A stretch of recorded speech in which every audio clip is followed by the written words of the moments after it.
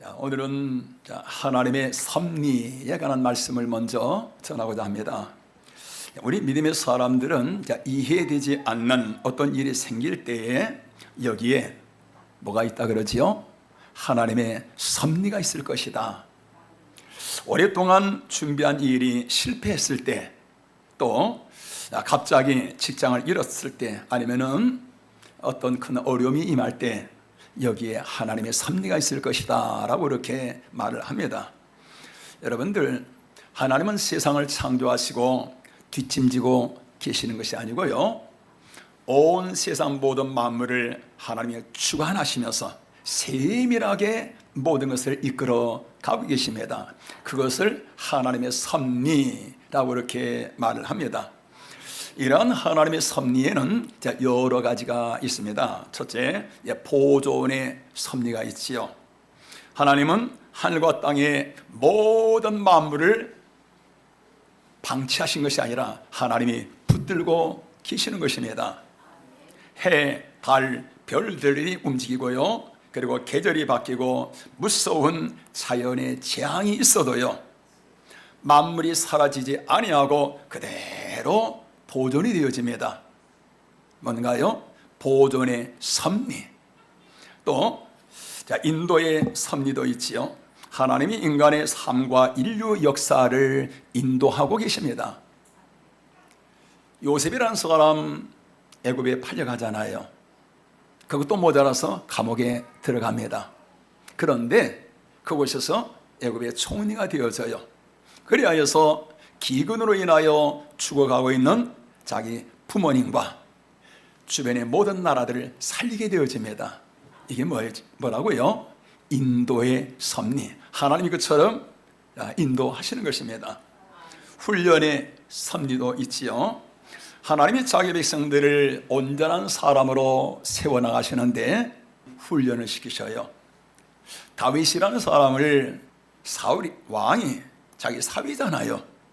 그런데 10년 동안 그를 죽이려고 혈안이 되어집니다. 그러다 보니까 10년 동안 자기 집에 한 번도 들어가지 못하면서 산지를 계속 떠돌아다닙니다. 그 삶이 얼마나 힘들고 고통스러운지, 하나님, 나를 왜 버리셨습니까? 하나님, 나는 사람이 아닙니다. 나는 벌레입니다. 라고까지 외치게 되어지죠. 그런데 이러한 고난을 통해서 하나님을 그는 의지할 수밖에 없는 거예요. 기도하지 아니할 수가 없는 것입니다. 그러면서 교만이 깨어지고요, 온전히 하나님을 의지하며 기도함으로 말미암아 온전한 하나님의 사람이 되어지면서 그로 인해서 성군, 위대한 임금이 되어지는 것입니다. 뭔가요? 훈련의 섭리. 하나님 그처럼 그 삶을 훈련시켜 나가시는 것입니다. 이외에도 하나님은 우리를 구원하시는 구원의 섭리, 보호의 섭리, 응답의 섭리 등등이 있는데요, 이러한 여러 섭리 중에서 보호의 섭리와 우리 영혼 구원의 섭리, 이 섭리는 하나님이 일을 하시는데요, 우리 사람들과 타협하지 않습니다. 하나님의 절대 주권 속에서 하나님 뜻대로 하나님이 일을 하셔요. 그 외에 모든 섭리는 하나님 절대 주권이 아니고 사람들을 통해서 일을 하셔요. 사람들이 반응할 때, 하나님의 뜻에 순종할 때 그 사람을 통해서 일을 하시는 것입니다. 순종하지 않습니다? 그러면은 그 사람은 그냥 패스 오버, 그냥 넘어가는 거예요. 오늘 그 내용을 오늘 성경에서 지금 보여주고 있는데요, 현재 이스라엘 백성들은 페르시아 나라의 포로 생활을 하고 있는데요, 이 페르시아 나라가 얼마나 대단한 나라인지 바벨론을 정복하고요, 유대의 모든 나라들을 다 지배하고 있습니다. 아주 공룡 같은 나라예요. 이 나라의 2인자가 누군가 하면은 한번 따라 보실까요? 하만. 설교 중에 혹시 잊어먹을까 싶어서 여러분들이, 하만이라는 사람이 2인자인데요, 절대 권력자예요. 그런데 유대인들이 하만의 눈에 거슬린 거예요. 그래서 저 유대인들을 다 없애버려야 되겠다 라고서 아달월 13일, 우리 달력으로 하면은 12월 13일입니다. 그날에 모든 유대인들을 다 전멸시켜라 라고서 조서를 만들어서 왕의 도장 어인을 딱 찍어서 전국에 쫙 뿌립니다. 그러자 유대인들이 페르시아의 수도가 수산성이거든요. 수산성에 그 모든 사람들이 다 모여서 굵은 베옷을 입고서요 다 통곡을 합니다. 그런데 자, 그 페르시아 나라의 왕비가 누구냐? 왕후가 누구냐? 에스더인 거예요. 에스더가 누구지요? 유대 나라 처녀인데 자기 부모님이 일찍 돌아가셨어요. 그래서 모르드게가, 삼촌인 모르드게가 부모처럼 에스더를 이제 키웁니다. 그런데 이 에스더가 그 나라의 왕후가 되어져요. 이걸 뭐라 그러지요? 하나님의 섭리라 그래요. 나라에 이러한 위험이 있을 것을 하나님이 미리 아시고 그 유대 나라의 처녀를 그 나라의 왕후가 되게 하신 것입니다. 그런데 에스더가 쫙 어느 날 보니까 자기 민족이 그 수산궁에 다 모여서 다 통곡을 하고 있어요. 죄를 뒤집어 쓰고 베옷을 입고요. 이게 무슨 일인가 하고서 자기 내시를 시켜서 가서 알아본 결과 지금 이런 상황이 처한 거예요. 하만이라는 사람이 이런 조서를 꾸려서 지금 이렇게 하고 있다는 사실을 모르드게가 에스더에게 그 조서를 가서 전달하면서 지금 빨리 왕 앞에 나가서 이 사실을 얘기하고 그리고 우리 민족을 이제 구하라 라고 얘기를 합니다. 그러다 자 11절에서 이 에스더가 하는 말 내용이 좀 길지요. 내용을 다 읽지 않고요. 무슨 내용이냐? 지금 내가 왕 앞에 나가지 못한 지 한 달이 넘었습니다. 그리고 왕이 부르지 아니한 상태에서 누구든지 왕 앞에 나가게 되어지면은 바로 죽이는 것이 왕실의 법입니다. 근데 내가 지금 나가지 못한 지, 왕 앞에 가지 못한 지 한 달 됐습니다. 자, 여러분들 이 말이 좀 이해가 되시는지요? 왕의 부인이라도 왕이 부르지 아니한 상태에서 왕 앞에 나가면은 바로 사형인 거예요. 아니, 세상에 이럴 수가 있는가? 여러분, 지금 우리나라의 이러한 현대의 이 부부의 관계에서는 이해가 되지를 않지요. 그런데 고대 사회에는 여러분들 다 그랬습니다. 절대 왕정 체제에서 왕은 신적인 존재지요. 그렇기 때문에 왕이 있는 곳은 신성한 곳입니다. 그래서 어느 누구든지 함부로 그곳에 갈 수가 없는 거예요. 또 한 가지 이유는 암살 방지 목적입니다. 이 궁궐 안에는 수많은 이 권력 투쟁이 있기 때문에 왕실의 경계는 극도로 엄격한 것입니다. 임금이 부르지 않는데 아무나 안뜰에 임금 앞에 나간다. 이건 대단히 위험한 거지요. 그래서 경호 차원에서 또 그 치안을 위해서 왕이 부르지 않는 사람은 왕 앞에 나가지 못하도록 법으로 이렇게 만들어 놨지요. 아무리 그래도 그렇지 왕의 부인이 왕 앞에 나가는데 그런데 죽이다니 이건 있을 수 없는 일이 아닌가 라고 혹시 생각되실 수 있겠지요. 여러분, 그 왜 그러느냐? 왕과 왕후는 여러분들 우리가 생각하는 이러한 부부관계가 아니에요. 왕비는 뭐냐? 고대 사회에서는 여러분들 왕비는 아내가 아니고 자녀를 낳고 왕실의 명예를 지키는 하나의 공적인 자리일 뿐인 거예요. 부부가 아닌 것입니다. 그래서 1세기 로마 시대도 사회는 남성 중심이고요. 여성은 인구 파악할 때 숫자에도 들어가지 않아요. 여성은 뭔가요? 남성들의 하나의 소유물처럼 여겨지던 사회인 것입니다. 이런 사회에서 에스더가 지금 왕 앞에 나가지 못한 지 한 달이 넘었어요. 무슨 얘기인가요? 왕이 지금 다른 여자를 부르고 있다고 말이에요. 에스더는 왕이 지금 잊은 것입니다. 이런 가운데 왕이 부르지 않는데 왕 앞에 스스로 나간다. 이건 당장 죽음이지요. 여기서 예외가 뭐냐? 살아남는 길은 왕 앞에 이렇게 무엄하게 나갔는데 왕이 금지팡이, 금규라고 말하는데 그 지팡이를 내밀어 주면 살아나는 것이고, 무엄하도다. 왕이 외면하면은 시위대에 끌려가서 그대로 처형당하는 것입니다. 이런 상황을 지금 에스더가 그의 삼촌 모르드게에게 좀 전한 거예요. 내가 나갈 수 없습니다.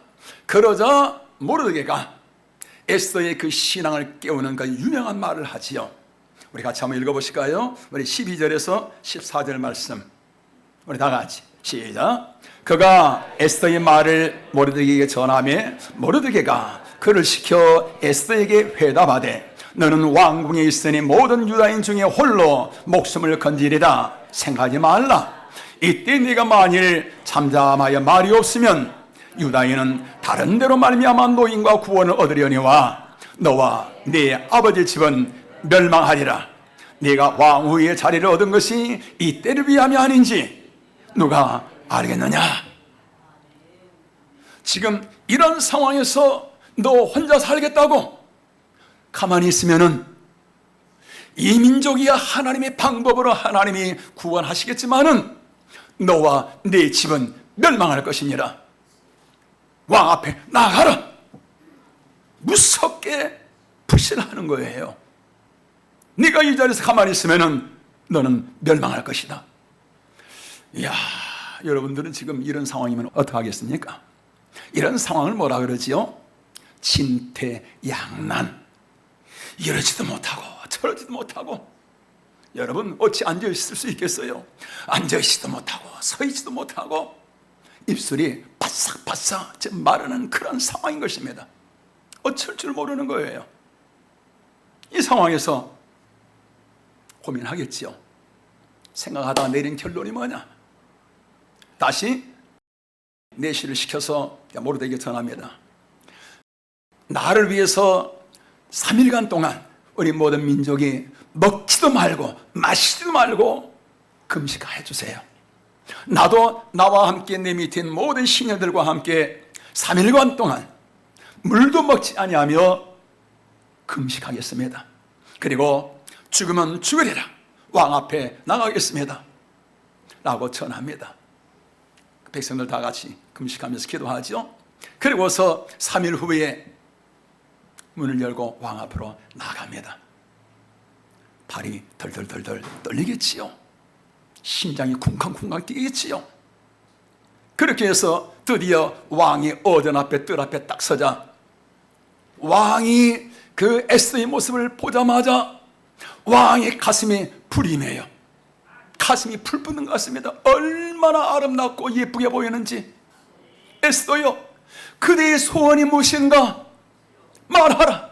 나라의 절반이라도 내가 떼어서 내가 너에게 주겠다. 할렐루야. 와, 여러분들, 이 일로 인하여 그 민족이 다 살아나게 되어집니다. 여러분들, 하나님이 하시는 일은 얼마나 드라마틱하고요, 얼마나 감동적인지요. 그 백성들 산성에서 서로 껴안고 얼싸안으면서 기뻐 춤을 추며 환호성하며 하나님 앞에 감사 영광 돌리지 않겠습니까? 그 날을 부림절이라고 하는데 지금도요, 그 민족은 이 날 되면은 하나님이 우리와 함께 하신 것을 기억하면서 감사, 하나님 앞에 영광을 올리고 있지요. 지금도 부림절을 지키고 있습니다. 자, 우리 성도 여러분들, 이처럼 하나님이 일을 하시는데 어떻게 일을 하시느냐? 만약에 에스더가 가지 않았다, 하나님의 뜻인데 움직이지 않은 거예요. 그러면 에스더는 거기서 그 삶 끝나겠지요. 그럴지라도 하나님의 뜻은 이루어나가십니다. 하나님은 자기 자신의 뜻을 이루어나가는데 어떻게 하시는가요? 우리 안에 하나님의 소원, 하나님의 마음을 부어주셔요. 자, 우리 성경 한번 보실까요? 빌립보서 2장 13절, 우리 다 같이. 너희 안에서 행하시는 이는 하나님이시니 자기의 기쁘신 뜻을 위하여 너희에게 소원을 두고 행하게 하시나니. 할렐루야. 하나님의 그 뜻을 이루시기 위해서 우리에게 무엇을 주셔요? 하나님의 마음을 주시는 것입니다. 하나님의 마음, 이걸 다른 말로는 감동이라 그러지요. 하나님의 그 소원을 우리에게 주셔서 우리를 통하여서 하나님의 그 뜻을 이루어 가게 하시는 것입니다. 그런데 우리 성도 여러분들, 하나님의 그 뜻을 따라 나가는데 어떨 때는 너무 기쁘고요, 평안하고요. 항상 기쁘고 평안한 것만 아니라 주님의 뜻을 따라 나갈 때 때로는 고난이 있기도 하고요. 심지어 어느 정도예요? 내 목숨도 내놓아야 할 그와 같은 상황도 있는 것입니다. 그러나 여러분들, 주님의 뜻을 따라 나가는데 아무런 어려움도 없습니다. 그저 기쁘고 좋습니다. 거기에는 여러분들 그저 그냥 편안한 일반 그런 하나님의 역사만 이루어지죠. 그런데 죽을 것만 같습니다. 도저히 내가 따를 수가 없습니다. 그런 상황이라 할지라도 하나님의 뜻이라면은 아멘. 죽을 것만 같은 그런 상황이라 할지라도 하나님이 원하시는 일이다. 할렐루야. 하나님이 이 일을 기뻐하신다 라고 생각될 것 같으면은 죽으면 죽으리다 라고서 그 길로 나아갈 때에 바로 그 큰 어려움과 아픔 속에서 하나님이 더 큰 일을 하셔요. 그런 상황에서는 여러분 삶 자체가 감동이요, 환희요, 영광 그 자체가 되어지는 것입니다. 여러분들, 하나님이처럼 참 멋있게 쓰시는 사람들이 에스더 한 사람만일까요? 아니에요. 하나님이 쓰시는 위대한 그런 모든 사람들은 다 이처럼 죽으면 죽으리다, 죽을 것만 같은 그런 상황에서도 내 생각을 내려놓고 하나님의 뜻을 따라 나아갈 때 그곳에 하나님의 나라가 있어요. 기사와 이적 역사가 일어나는 것입니다. 모세라는 사람은 그렇잖아요. 40년 동안 양치면서 나이 80이 되어서 인생을 이제 정리할 때가 되어진 것입니다. 아니 그런데 하나님이 이때 찾아오셔서 88할 때 한 40대나 그때 찾아오시면 좀 좋지 않겠어요? 나이 80에 이제 힘 나빠진 그때 하나님 찾아오셔가지고 너는 내 백성을 가서 이끌어내라. 애굽에 가서 내 백성들 이끌어내라. 하나님, 이 백성들이 나의 말을 듣지도 아니할 것이고요, 나를 따르지도 않을 것입니다. 그러다 하나님께서 지팡이가 뱀이 되며 또 손이 나병이 되어지는 그러한 표적을 보여주면서 내가 너와 함께하니 가라 라고 말씀하십니다. 그러면 여러분들은 아멘하고 하시겠지요. 모세는 지금 갈 상황이 아닌 것입니다. 그런데도 모세는 하나님, 저는요 입이 뻣뻣하고 혀가 둔하여서 말을 너무 못해요. 그러자 하나님께서 내가 너의 입에 할 말을 줄 테니 그냥 가라. 내가 너에게 말을 주겠다. 그런데도 모세는 주여, 보낼 만한 사람을 보내소서. 와, 내가 가서 내 민족에 찾아가가지고 다 여러분들을 나를 따라오세요 라고 말할 때 그 백성들이 그를 따라서 애굽에서 나올 것이라 1%도 안 믿어지는 거예요. 뿐만 아니라 내 나이 80에 그 300만 명이 넘는 그 백성들을 내가 이끌고 나간다. 도저히 이건 상상도 되어지질 않습니다. 뿐만 아니라 거기다가 모세가 애굽에서 나올 때 어떻게 나왔지요? 살인 사건으로 인해서 왕이 그를 죽이려고 하다 보니까 도망 나왔잖아요. 40년 전 일이지만은 왕실에서 그 내용을 왜 모르겠어요. 그러한 모세가 그 왕 앞에 찾아갑니다. 사형 아니면은 감옥에 들어가는 것이 뻔하겠지요. 자, 이런 상황인 거예요. 죽거나 아니면 감옥에 가거나 이런 상황에서 겨우 감옥을 면했습니다. 그런다 한날지라도 그 백성들이 자기를 따라서 올 사람들이 여러분 있겠어요? 1%도 가능성이 보이지 않는 것입니다.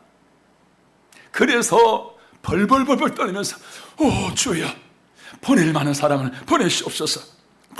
심장이 떨려서 죽을 것만 같은 그런 상황인 것입니다. 성도 여러분들, 이런 상황에서 뒤에는 하나님의 그 뜻에 따라 나갑니다. 그러자 하나님 그의 삶 속에서 그처럼 위대한 일을 하신 것입니다.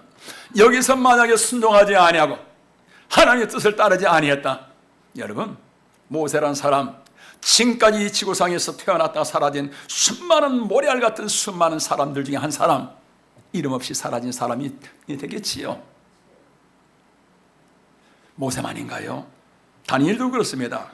왕 외에는 다른 신에게 기도하거나 섬기는 자는 사자굴 속에 집어넣는다 라는 왕의 조서의 도장이 오인이 찍혀서 쫙하니 전국에 뿌려집니다. 초점은 누군가요? 다니엘이잖아요. 그의 정적들이 다니엘을 죽이기 위해서 꾸민 조서란 것을 다니엘이 알지요. 그 조서를 두고서 내가 하루에 3번씩 기도하는 것 때문에 지금 이렇게 만들었구나, 내가 기도를 포기해야지 하는 것이 아니라, 이놈들을 봐라, 볼령은 봐라, 오히려 문을 활짝 열어놓고 시간 맞춰서 하나님 앞에 손을 들고 간절히 기도합니다. 그 초서 그대로 사자굴 속에 들어가지요. 하나님이 에스더와 함께 하신 하나님, 모세와 함께 하신 하나님, 다니엘과 그 사자굴 속에서도 함께 하시는 것입니다. 그러면서 그의 모든 정적들이 다 사라지게 되어지면서 다니엘서 6장을 보면은 형통하고 형통하였더라. 할렐루야. 오늘 성도 여러분들, 믿음은 따라하십니다. 도전이다. 예수님을 나의 주, 나의 하나님으로 진실로 믿는다 그러면은 이 사람은 하나님의 자녀입니다. 오늘 내 생명 끝날지라도 천국에 가게 되어집니다. 그러나 교회만 왔다 갔다 하는 그 삶 속에는 하나님의 역사, 하나님의 일하심, 감동, 감격 그 자체는 있을 수가 없어요. 내 삶이 믿음 위에 세워지고 하나님 중심, 교회 중심의 삶이 되어질 때에 오직 하나님의 뜻이라면 나의 모든 것 세상과 타협하지 아니하고 하나님 뜻을 따라 나아갈 때에 그 삶 속에 하나님께서 모든 것을 주관하시며 하나님이 일하시는 감동과 감격과 영광과 능력의 삶이 되어지는 것입니다. 우리 성도 여러분들, 나는 예수님 믿는데 왜 믿음이 자라지 않을까? 나는 예수님 믿는데 왜 내게 감동이 없을까? 나는 예수님 믿는데 왜 내게 간증거리가 없는가? 왜 이렇게 믿음에 기쁨이 없을까? 라고 생각되시는 분들이 있는가요? 여러분들이 있는 그 자리를 떠나시길 바랍니다.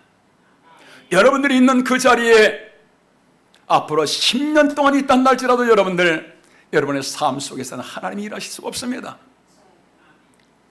오늘 에스더처럼 금식기도 하시면서 내가 죽으면 죽으리라 하고 왕 앞에 나가보세요. 만왕의 왕이신 예수님을 찾고 찾아보세요. 내가 주님을 찾고 찾을 때 하나님께서 내가 너희와 함께 할 것이니라. 네가 나를 찾고 찾으면은 나를 만날 것이니라. 내 앞에 비록 죽음 같은 그러한 장애물이 있고 위험이 있다는 날일지라도 기도하면서 죽으면 죽으리라 하고 내 있는 자리를 떠나서 에스더가 왕 앞에 나갈 때에 그 모습을 왕이 보고서 얼마나 그의 마음이 뜨거운지, 에스더여 그대의 소원이 무엇인가? 나라의 절반이라도 내가 떼어서 주겠노라 라고 말한 것처럼 하나님께서 이처럼 나의 온 마음을 다하여 주님을 찾고 찾는 자들, 하나님의 가슴이 뜨거워지지 않겠습니까? 김집사야, 이집사야, 사랑하는 내 종아, 네가 무엇을 원하느냐? 네 소원이 무엇이냐? 나라의 절반이로 내가 너에게 주겠다라고 말한 그 왕처럼 하나님께 저와 여러분의 모든 것을 여러분 하나님이 이끌어 가시면서 하나님의 영광을 받으시지 않겠습니까? 여러분, 믿음은 뭔가요? 내 자리에 그대로 있는 것이 아닙니다. 도전인 것입니다. 앞으로 나아가는 거예요. 거북이가 앞이 두렵다고 목 쫙 감추고서 있으면 편안하지요. 더 이상 염려도 없지요. 그런데 그 삶은 죽음의 삶인 거예요. 그 자리는 죽음의 자리인 것입니다. 비록 위험이 있을지라도 목을 내밀고 앞으로 나아갈 때에 그것이 사는 길이지요. 오늘 우리 귀한 우리 성도 여러분들이요, 여러분들의 그 자리에 머물러 있지 않기를 바랍니다. 앞으로 나아가세요. 죽으면 죽으리라. 할렐루야. 나아갈 때 그 삶 속에 죽는 것이 아니라 감동이지요, 감격이지요. 지난달 국민일보 신문에 연재된 이종근이라는 그분의 우리 단톡방에 올렸잖아요. 제가 말씀드렸었는데요. 우리 교인들 보니까 그 내용을 본 분들도 있고 안 보신 분들도 있는데, 자, 이분은 아내가 교회 가자고 할 때 이혼 도장 찍자, 그런 분입니다. 그런데 교회 따라 나오잖아요. 교회 따라 나와요. 교회 와서 보니까 하나님이 계신 것 같기는 하지요. 내게 느껴지지는 않지만 그러나 머릿속에 보여지잖아요. 그래서 그 하나님 나도 한번 만나버리라. 성경을 하나님의 말씀이라고 말하는데, 하나님의 말씀인 성경을 읽다 보면은 하나님을 뭐든지 체험하든지 하게 되겠지 생각하고서 성경을 읽기 시작합니다. 성경을 내가 다 읽어도 하나님을 체험하지 못하면은 하나님 없다. 내가 평생 영원토록 내가 하나님 찾지 아니하리라 결심을 하고 성경을 읽어나갑니다. 성경을 읽어나가는데 때로는 밤 10시, 12시, 어떨 때는 새벽 2시까지도 읽었다 그래요. 이해가 됐고 재미가 있어서 한 것이 아니라 하나님 만나기 위해서 몸부림치며 성경을 읽습니다. 그런데 여호수아서 읽어나가면서 이스라엘 백성들이 아말렉과 싸우는데 여호수아가 대항아 아얄론 멈춰라, 달아, 너도 아얄론 골짜기 위에 그리할지어다 라고 명령하는데 그 말씀이 가슴 속에 팍 와 닿은 것입니다. 성령의 기름 부심이 임한 거예요. 온 몸이 하나님의 영에 감전이 되어지면서 눈물 콧물 팍 쏟아집니다. 밤새도록 기도하고 아침에 눈을 뜨는데 와, 세상이 이렇게 맑을 수가, 이렇게 아름다울 수가. 본 어게인이라 그러지요. 심령이 다시 태어나는 것입니다. 그때부터 성경을 읽는데 성경을 억지로 읽는 것이 아니라 성경이 쑥쑥쑥 빨려 들어와요. 삶 속에서 하나님이 함께 하시고 일하시는 그러한 감동의 삶 간증거리들로 가득하게 되어집니다. 우리 성도 여러분들, 믿음의 사람들만 그럴까요? 아니에요. 하나님이 없는 세상 사람들도요, 자기 분야에서요 이처럼 죽으면 죽으리라고 도전하게 되어지면 어떤 분야에 있든지 간에 그 분야에서 다 두각을 나타내게 되어집니다. 에베레스트산 정복을 하는 사람들은 동네 야산 오르는 것 같은 그런 마음으로 오르지는 않아요. 죽으면 죽으리라고 도전하는 것입니다. 조폭들 자기 영역 지키는데 목숨을 겁니다. 운동선수들 금메달 따기 위해서 인생의 모든 것을 겁니다. 죽을 듯이 삶의 모든 것을 다 쏟아 부어서 날마다 훈련하고 피땀을 흘리면서 자기 몸을 만들지요. 세상 일도 성도 여러분들 이처럼 자기 분야에 목숨을 걸면은 다 성공해요. 다 두각을 나타내게 되어집니다. 우리 성도 여러분들, 우리 교회 창립 기념 전도단체 이제 2주 남았습니다. 이번 전도단체에 우리 성도 여러분들, 우리 개인적 목표가 3명입니다. 3사람 전도하는 일에 여러분들 우리처럼 나의 모든 힘을 한번 쏟아보시길 바랍니다. 나의 모든 마음을 여기에 한번 집중해 보세요. 할렐루야. 죽으면 죽으리라고 오늘 이제 에스더처럼, 모세처럼, 다니엘처럼 하나님 앞에 우리의 모든 에너지를 한번 쏟아 보시길 바랍니다. 2주간 동안 내가 이처럼 하나님의 나라를 이루기 위해서 세 사람의 동력자 만나기 위해서 나의 모든 일처럼 쏟을 때에 하나님 분명히 여러분의 삶 속에 우리 교회와 함께 하시고 일하실 줄 믿습니다. 파주 세계로 이제 금난교회가 있습니다. 저 교회가 세워질 그 얘기는 참 우리나라 모든 교회에 감동적인 내용이 있죠. 몇 명의 청년들과 성도들이 목사님과 함께 밤과 낮으로 전도합니다. 퇴근하면은 다 교회에 와요. 급히 모든 일 마치고 교회로 와서 그리고 따갑게 기도하고 그리고 전도하러 나갑니다. 밤 9시, 10시, 11시, 어쩔 때는 보면 밤 12시까지 전도해요. 여름에 비가 오면은 우산을 쓰고 나가 전도합니다. 겨울에 눈이 쏟아지면은 그 눈밭 위에서 무릎을 꿇고 하나님 영혼들 붙여달라고 우리 몇몇 분들 아마 보셨을 거예요.